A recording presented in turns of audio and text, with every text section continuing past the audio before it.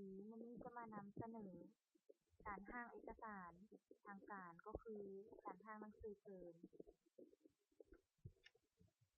นี่แม่นผู้ร่างของหนังสือเกิน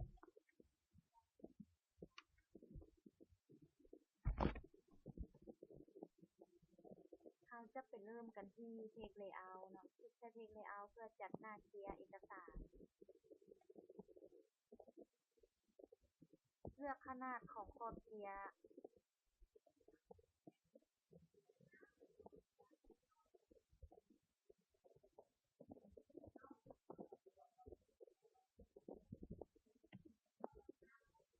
เมื่อเลือกแล้วให้กดโอเค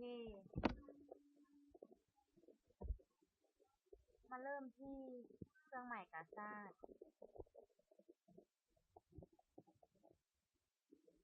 แล้วตามด้วยคำขวัญประเทศลาว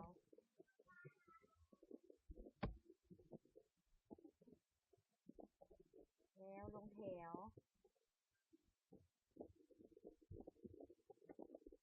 ใส่ชื่อกระทรวงที่ขึ้นกับใส่ชื่อสถานที่ออกเอกสารเลขที่แม่นให้อยู่แถวเดียวกันกับชื่อบ่อนออกเอกสารและลงแถวด้วยชื่อแขวงที่ขึ้นกับ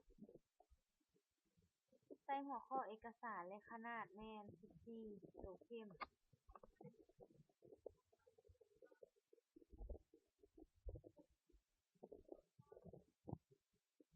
ส่วนอิงตามแม่นเขียนตามเอกสารที่เราได้รับมา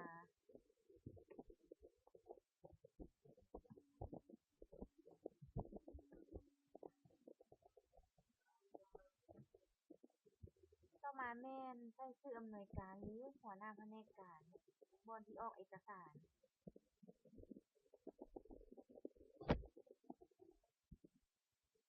ตามด้วยชื่อแขกที่เราจะเชิญและขนาด14เข้ม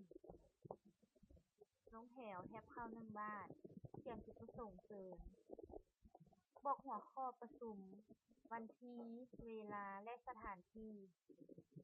ตามด้วยคำลงท้ายที่สุภาพเป็นอำนวยการและทั้งหมดนี้ก็แม่นขั้นตอนการร่างเอกสารหนังสือเชิญ